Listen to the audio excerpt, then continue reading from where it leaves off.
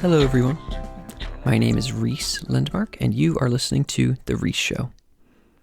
On this show, we're trying to clarify what a good future looks like. I know we're all a bit sad about late-stage capitalism, and we want to transition to something, but we don't really know what's next. So, on the show, we interview experts about what is emerging, this beautiful future vision that we can all lean into. I hope it gives you a sense of purpose and clarity about the future. If you like the show, feel free to do something about it.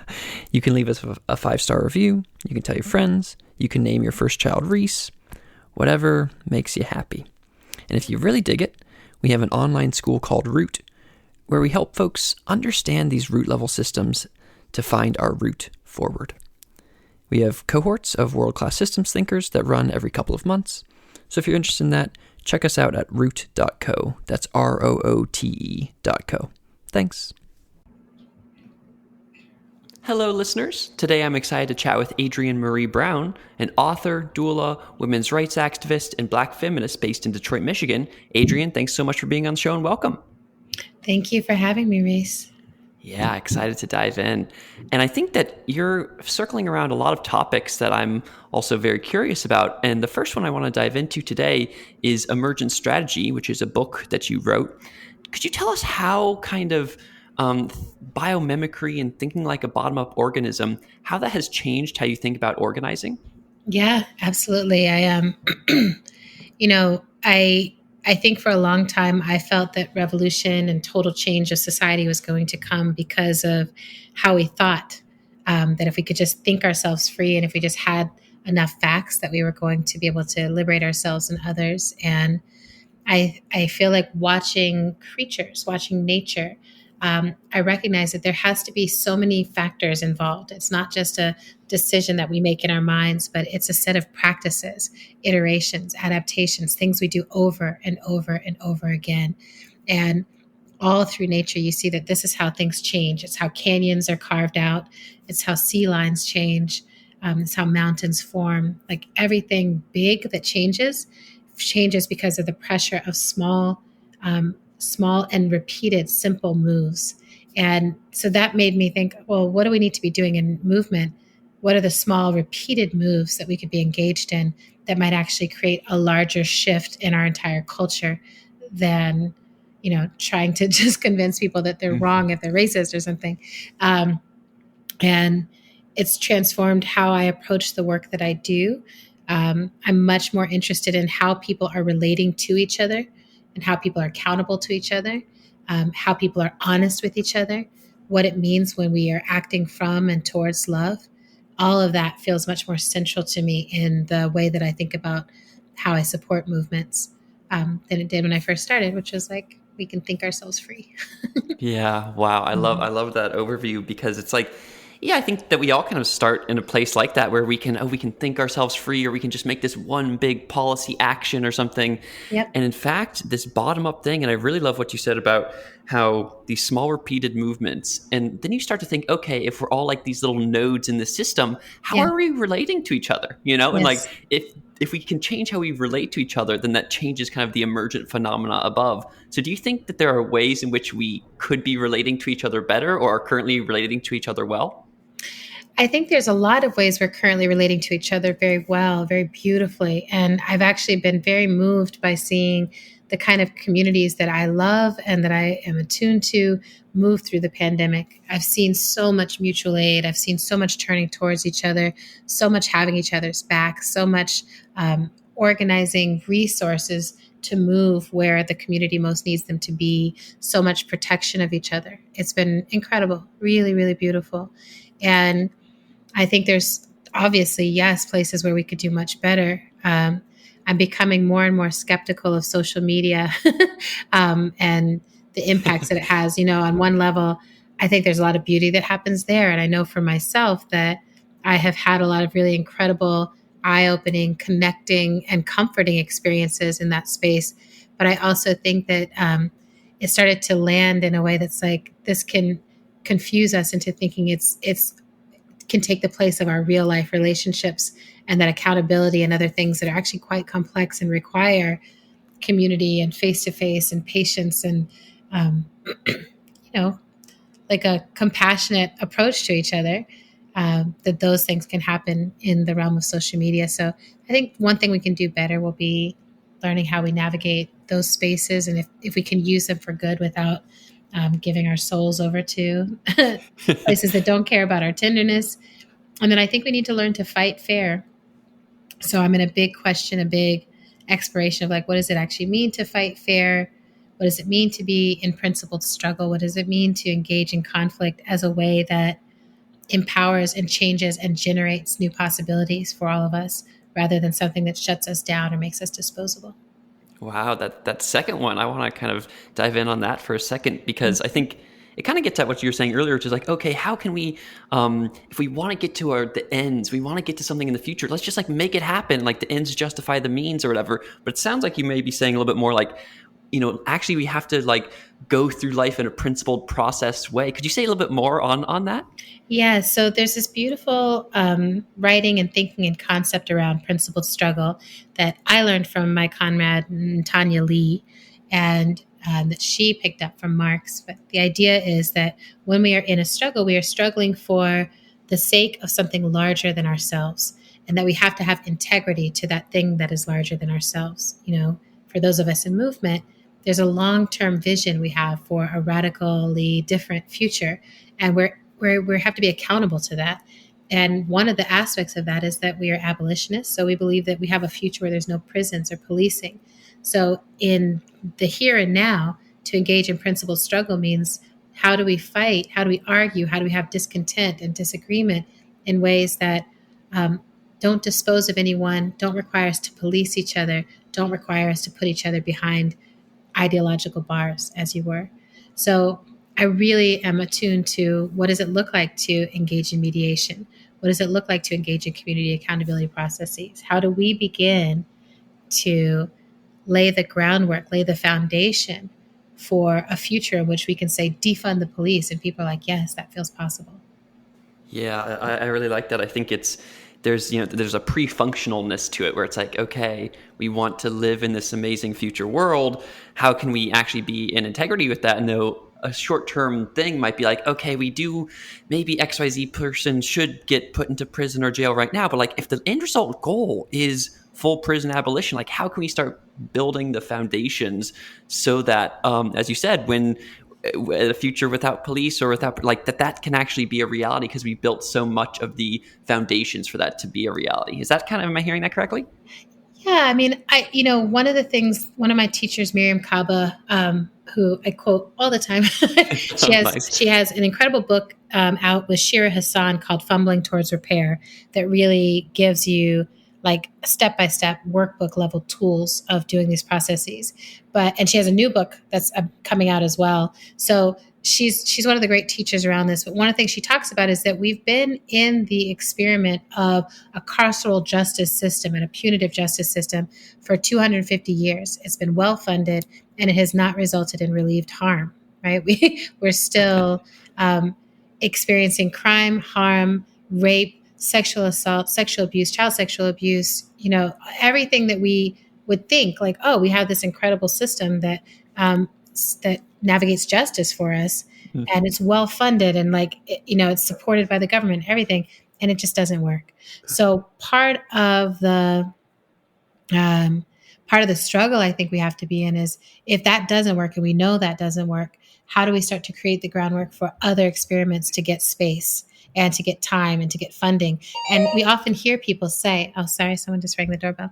But we often hear people say to us, this is impossible. What about these people who cause such harm? And it's like, well, we've never actually been supported to fully fund and to fully try out alternatives, including things like, what would it look like if anyone who was having a mental health crisis actually had adequate support that was, all right, not just adequate, like, oh, these are trained therapists, but trained therapists rooted in the community, trained mediators rooted in the community, people who are like, I can show up for you. I recognize you. You're not someone I want to punish, or you're not someone outside of myself.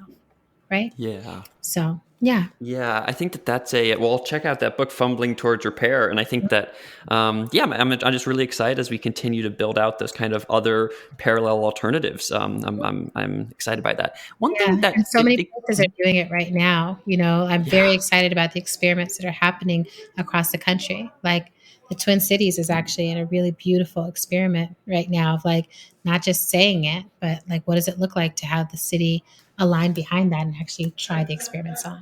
do it. Yeah, totally.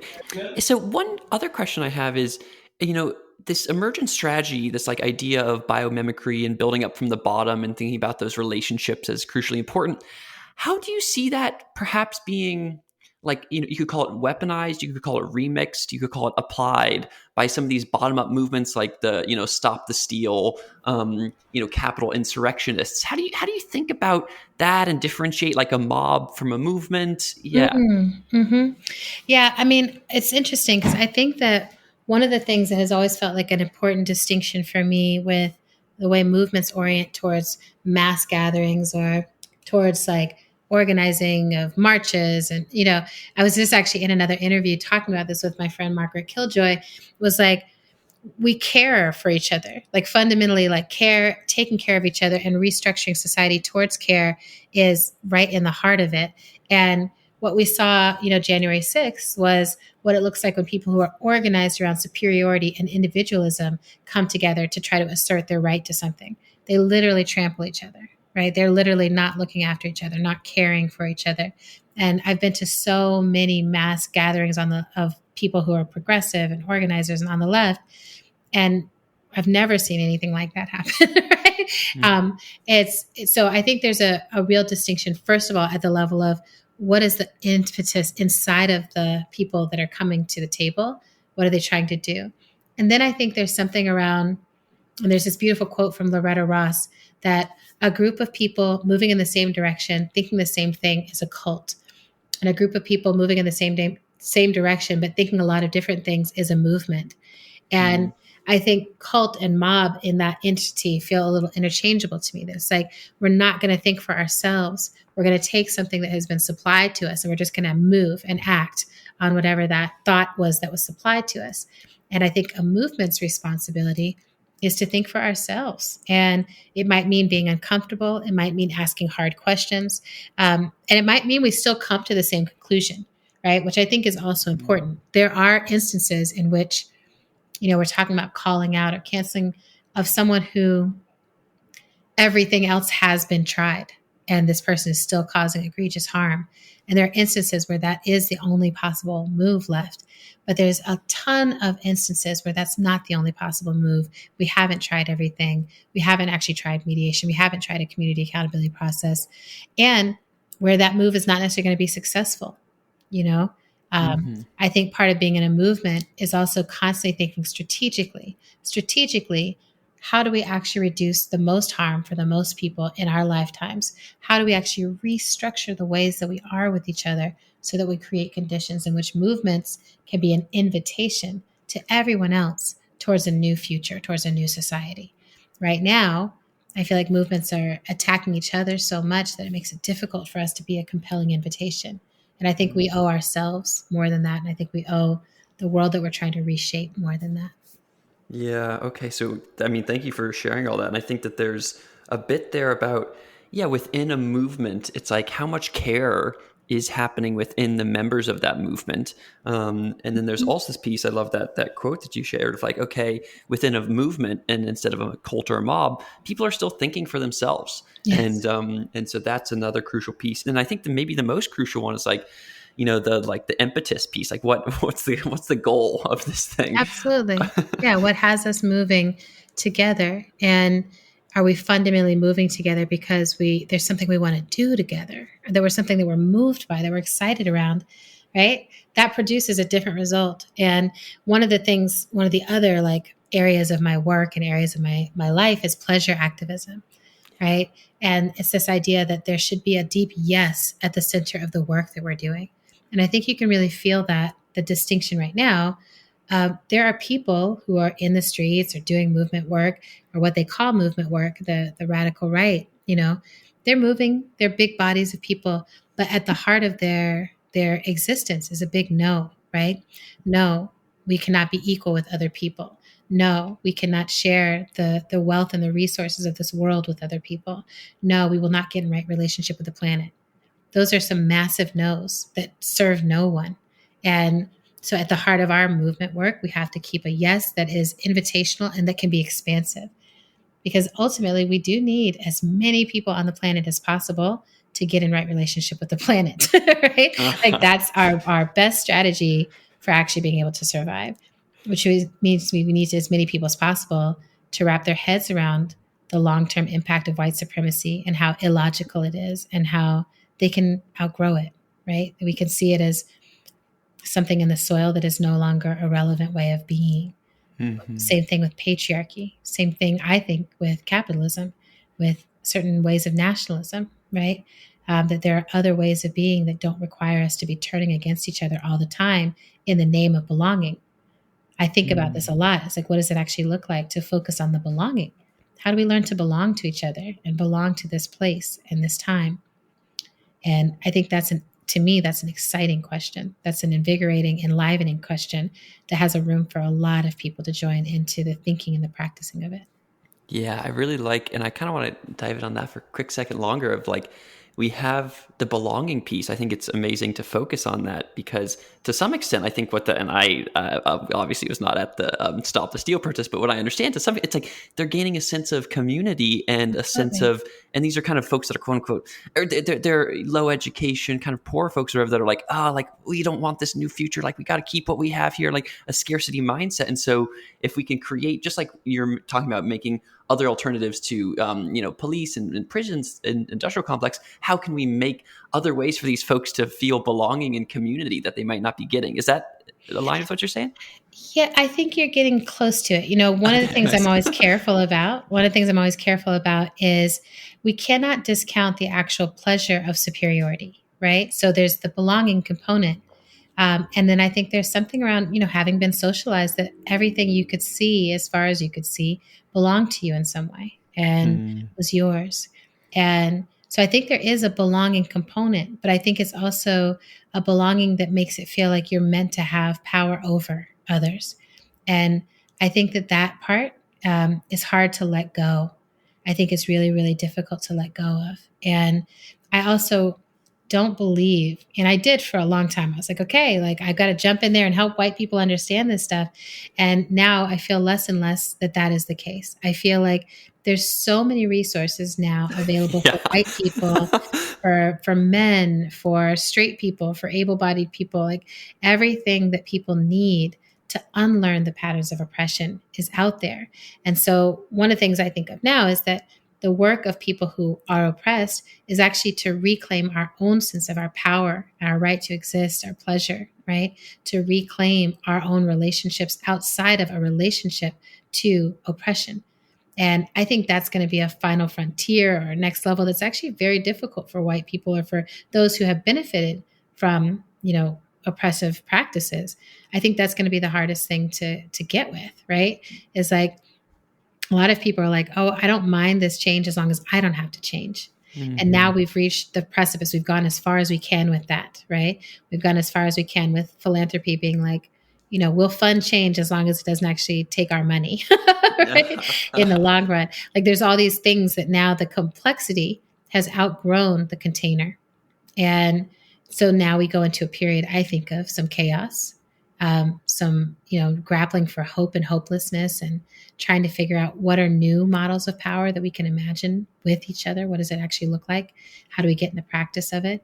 And as devastating as COVID has been, I think it's also really unveiled for people what it might look like to be an authentic community that is not defined by oppression of someone else, but is defined by a lot of different people getting their needs met with and from each other.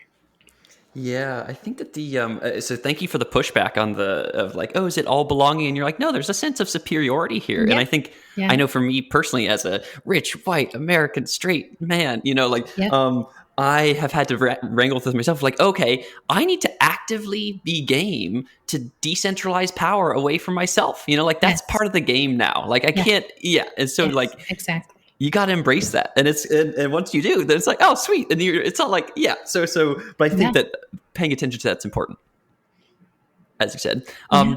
One in our last kind of 4 minutes here, I want to ask. I want to transition to one other thing. Thank you for all the good convo on emergent strategy. You just wrote a new book called "We Will Not Cancel Us" on the cancel culture or what have you. Could you tell us a little bit more, like the thesis of the book and how you feel about modern day cancel culture?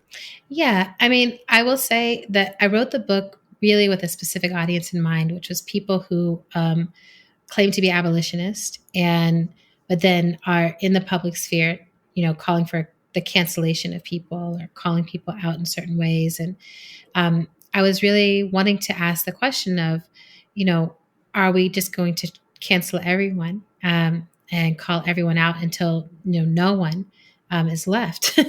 And I asked the question initially as an essay on my blog, and it got a huge response.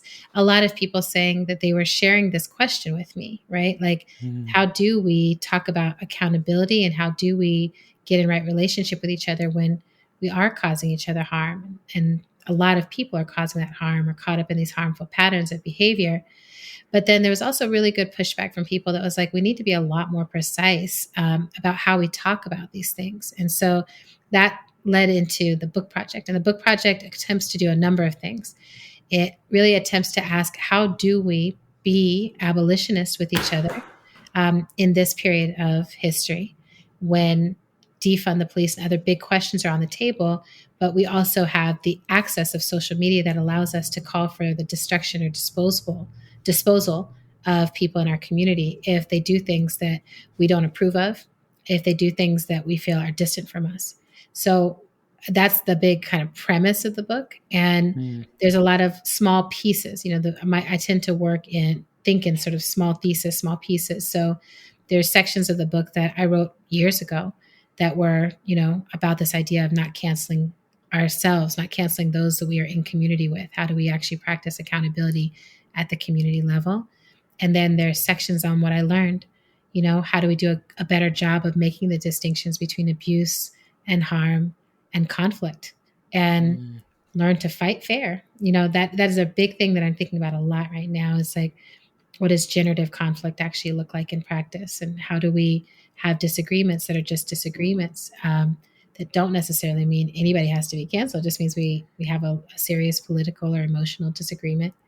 How do we do that in a principled way? And then how do we actually turn towards each other and recognize that even when people have caused egregious harm, part of our work is to figure out what solutions look like in our community, solutions that don't put people in front of the state as the only solution for justice. Yeah, I like that. I think there's the bottom-up solutions that you talked about, and like the solution orientation, and then there's the differentiating what the different words mean. Abuse versus harm versus conflict. Those are that becoming more precise. That all sounds important. Is there one final question, then, and then we'll wrap? Is what was it like for you, as a Black feminist, to kind of come out and say, "Hey, y'all, we need to get." We need to ask ourselves more about this kind of the cancel culture and what it means for our community. How was that responded to by folks? Or was that hard? Well, it was hard. It was hard for me because I feel like a lot of the people who are engaging in the behavior are people who I really respect. I respect them strategically. I respect them as thinkers. And it's people that I know who are calling me in to ask me, to be a part of these cancellations and other things. And it's such a huge number of people. So it really felt like one of the places where I was committing to go against the grain a little bit more than I'm used to. And one of the things I've really reflected on is like the work of facilitators and mediators, which is what I have been like my professional life, is often to be a neutral voice, to really hold a neutral space so that community can come to you. And this was me stepping out and saying, I actually have an opinion here on this, and everyone's not going to like it. But I think it was really good practice for me. Like I have always believed in people who stepped out and said things that were not necessarily popular in the moment that they said them. And I think it's important to do that sometimes, especially if you see something, that's like, I think I can make an intervention here that may be of use to my community and the people I love. And it's really informed by the work. I've been facilitating for 20 plus years. And these are movement people that I really deeply love and care about. And I've seen a lot of them cause harm to each other. And I think they will continue to, because we are swimming inside of the same conditions that we are up against and fighting in the world. We're not outside of those. And as long as we can remember that we're not outside of them, that we're also swimming in them, that we also have to liberate ourselves from them, I think there's a number of other possibilities for how we move towards justice together. Yeah, I like that. And I just thank you for your bravery and for continuing to lead this kind of multifaceted, multi-perspective view on each of these different things. I think it's cool, and thank you for what you're doing. And I guess for our listeners, is there any place that they should find you on the interwebs or go deeper if they want to learn more? I am. You can always go to my website, adriennemariebrown.net. I blog there, and I also have an archive of all the different things I do there. You can find my different podcasts there. I host 3 of them now. And you can find, all kinds of stuff there. That's probably the best spot. Great. Yeah, I'll point in there. And just as a note for our listeners, I was checking out Adrienne's blog, and she has this amazing piece on the blog. If you say you're good, you're good. So it's a blog worth checking out. And so thank you for coming today, Adrienne, and thank you for listening, everybody. Goodbye. Thank you. Bye.